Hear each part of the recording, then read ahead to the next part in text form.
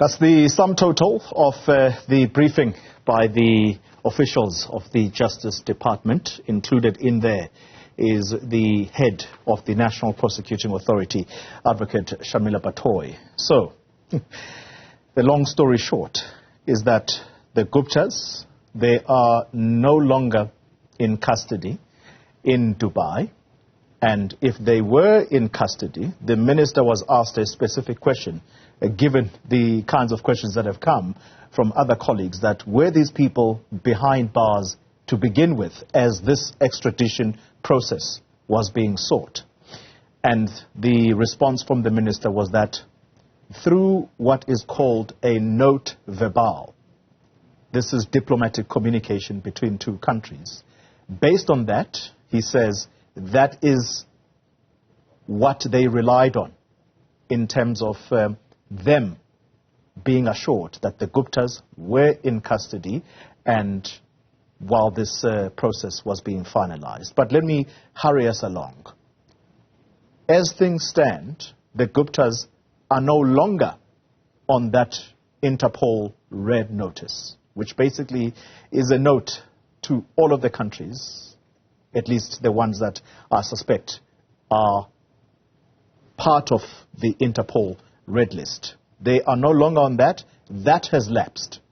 And so that means, according to Shamila Batoy, this Interpol red notice will have to be applied for again for it to be renewed. So as things stand, they can roam around as they wish.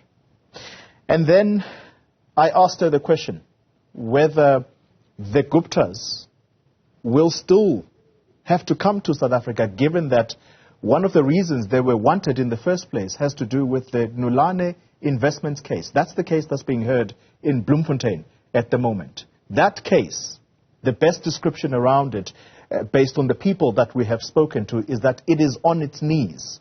It will likely fall apart. And the accused in that case have applied for a Section 174 discharge, which means that they're saying that there's no case against them and therefore it should be thrown out. So if it is thrown out by the court, what hope is there that it could be appealable? But Shamila Batoy says she has never been more hopeful that the wheels will turn even faster, the wheels of justice now. So you'll tell me if you believe her.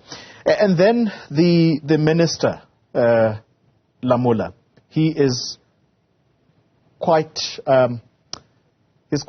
strong on this. He says that the extradition treaty must be respected. It must be executed. And so I asked the question whether when we rely on such an international treaty, such as the extradition treaty, what hope is there that we must get help from other countries when we blatantly refused to arrest Omar al-Bashir, who was here in 2015, because the ICC arrest warrant said that we must arrest him. We even, the people that were so determined that he be arrested, they even went to court, and the court said the arrest warrant must be executed. He was long gone by that time. And so the DG says that no, what we are seeking to do here is an extradition, and an extradition treaty exists between two countries, South Africa and the UAE, and therefore we mustn't confuse this with what is happening as regards the ICC. But I simply ask the question as a matter of principle. So I'll stop there, and that's where we are. That's where we are. Let's get some reaction now. And we're joined by Accountability Now Director Paul Hoffman. Advocate Hoffman, you have been listening to that media briefing, and I'm reliably told so, because you knew that you were going to come and comment here.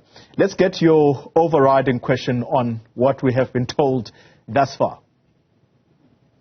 Thank you, Collie, and good morning to your viewers as well. That entire press conference, media briefing, was utterly underwhelming and I must congratulate you on the penetrating questions you asked, even if they weren't answered properly. I think that the first mistake that the National Prosecuting Authority made in the matter was only to put the fraud allegations or complaints into the initial extradition request. It's well-established law that people can only be extradited in respect of the charges for which the request for extradition is framed.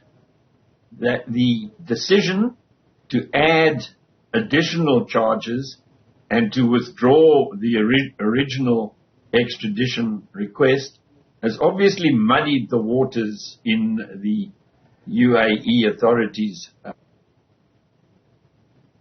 matter. And so the fault for that is because South Africa got off on the wrong foot in relation to extraditing the Guptas from the UAE. The second mistake is not of the National Prosecuting Authority, but on our diplomatic front, because it's all very well asking for updates as to what is going on after the Guptas were arrested in June 22 and still hadn't had a hearing by March this year, maybe February this year. If the diplomatic authorities of South Africa had said, we want to be present in court, we want to monitor the proceedings when the prosecutors of the UAE on behalf of South Africa ask the court to formally extradite the Guptas to South African justice.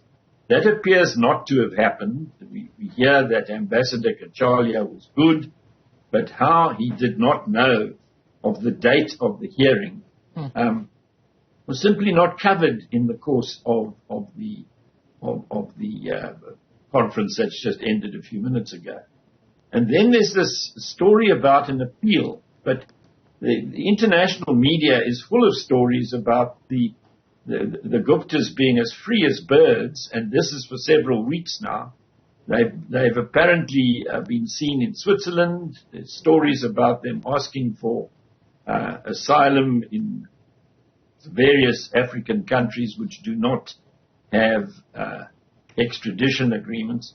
And really, all that is going to happen with any appeal proceedings that the South African authorities may choose to bring in the UAE is to expose the miscarriage of justice that has occurred because the South Africans were not told about the hearing, and because the arguments in relation to the amendment of the extradition request were not properly presented by the UAE prosecutors, which is something that South Africa could have addressed if the South African representation was present in court when the extradition was heard.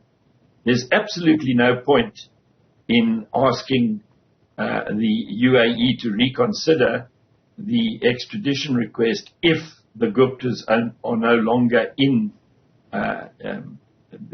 Dubai or anywhere in the United Arab Emirates, because they're beyond the reach of such a request. You can only ask.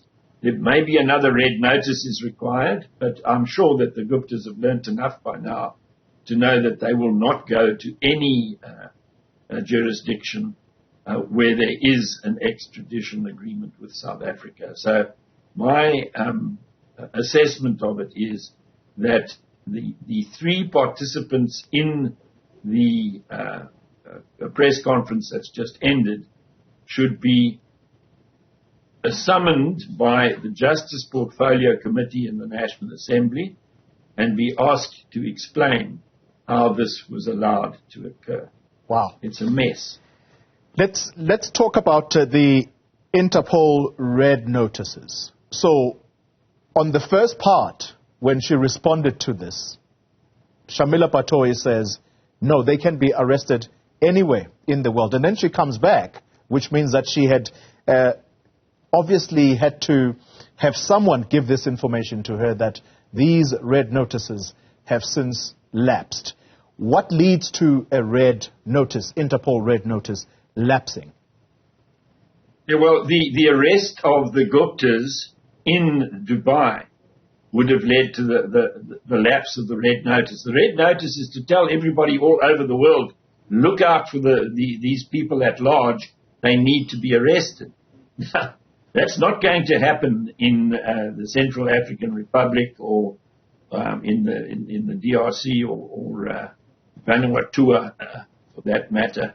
But it is going to happen in countries that have some respect for the rule of law.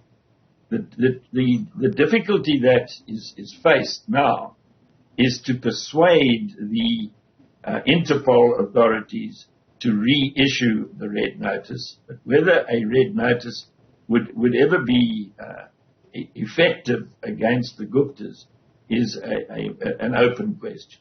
Wow. Final question, Advocate Hoffman. The Nulane Investments case, you've heard me frame this. The description around that case is that it's on its knees. The people there have applied for Section 174 discharge. If that collapses, is there still a need for the Guptas to be extradited to South Africa, given that it was one of the reasons why they were wanted? Yes, now I don't think that would bring an end to a red notice or to efforts to extradite the Guptas if they are ever located in a country which has an extradition agreement with South Africa. Yeah. I very much doubt that the Guptas would ever go to any... They've been at large for 7 weeks. When the extradition application failed in the courts in Dubai and Abu Dhabi, they were free to go. There was no reason for them to stay. And they according to reports I see in Bloomberg and Africa Intelligence, they've been seen in Switzerland, and they are making inquiries about getting asylum status in obscure jurisdictions that do not have extradition agreements with South Africa. This is the type of stuff that needs to be explained to Parliament, because the Minister, the DG, and the NDPP are all accountable to Parliament. And what happened this morning was really a tale of woe, but it is not accountability for the features of the way in which the matter has been run that suggest that our criminal justice administration and indeed our diplomatic have not got their eye on the ball and are not doing their job properly.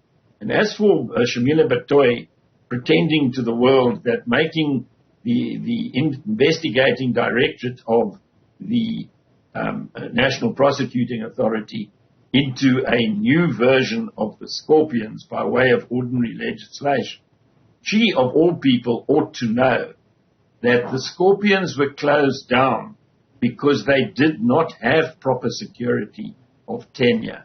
And making a fresh go at being Scorpions out of the ID is not the answer to the problems in the inability of the criminal justice administration to deal with serious corruption properly.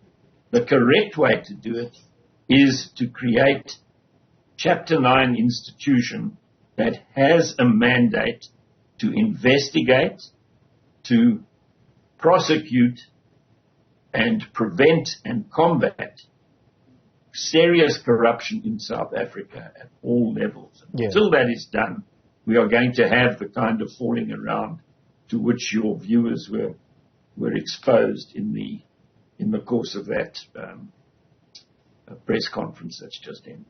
Advocate Hoffman, I'm always thankful for your time and indeed the clarity of thought. Thanks indeed for your time. The Director for Accountability Now.